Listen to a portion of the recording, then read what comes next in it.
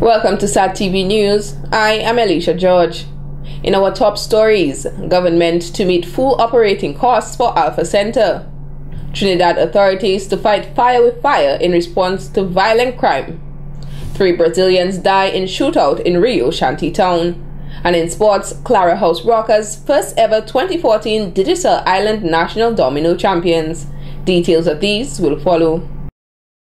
The People's Poll is brought to you by Beacon. Guess which 8 teams will reach the quarterfinals of the 2014 FIFA World Cup.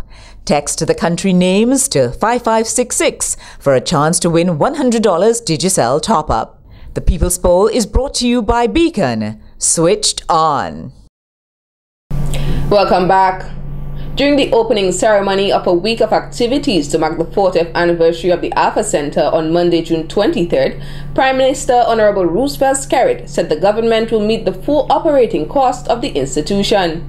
The center has withstood the test of time solely on donations from beneficiaries, in addition to the Catholic Church and the government. I want to say to the Alpha Center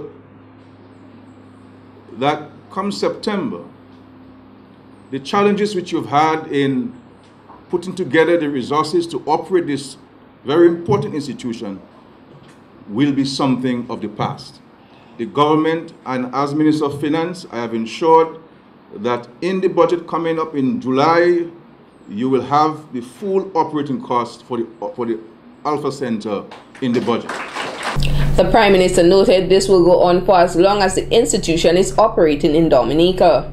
He added the government will also provide a transportation grant for all students of the school and a uniform allowance for the students in the next budget. I've said to the Minister, and the CEO is here, and I'm hoping that they're taking copious notes, that the transportation grant will be similar to what we provide to the scholarship holders. It depends on the distance they travel from. And the uniform allowance will be the same that we provide to students who attend the primary schools in Dominica.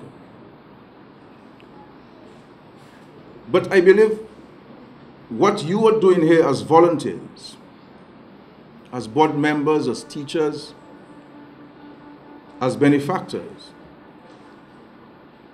I do not believe that any amount of thank you or special recognition will be sufficient to adequately recognize your efforts. Meanwhile, board member of the Special Needs School, Jean Jacob, said over the past 40 years, the Alpha Center has recognized that the needs of children with limitations are no different from any other child, although the degree may vary. She noted the focus of the institution has been to ensure affection and interest and to help the students achieve emotional, physical, and spiritual maturity. The Alpha Center is indeed a beacon of hope to children of this institution, as it seeks to provide a comprehensive education that will minimize the handicapping conditions and allow the children to function at their maximum potential so that they may grow up to become productive adults.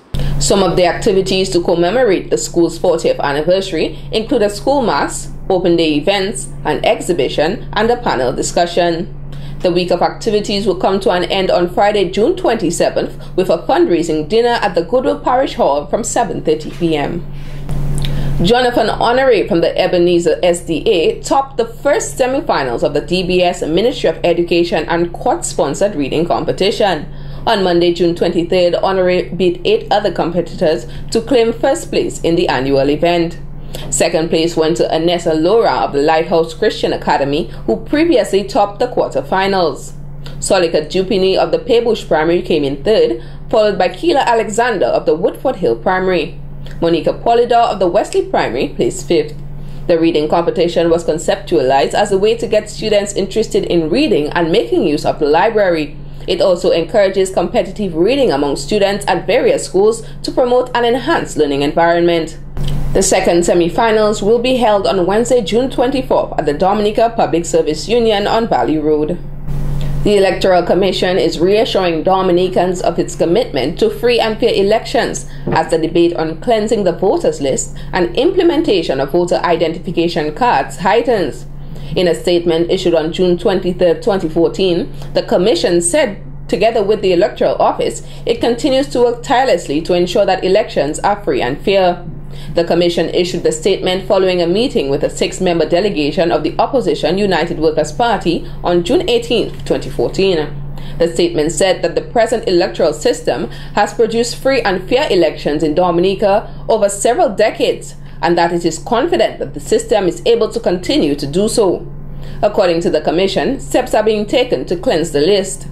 They added that obtaining reports from the civil registry on a monthly basis, following verification with registering officers in the districts, are used to remove the names of deceased persons.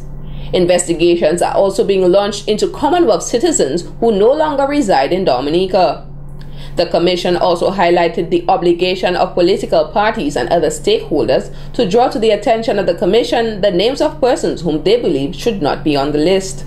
The members of the Electoral Commission are Gerald D. Burton, Chairman Kondwani Williams, Alec Lawrence, Mariette Warrington, Anthony Commodore, and Acting Chief Elections Officer Stephen Larocque.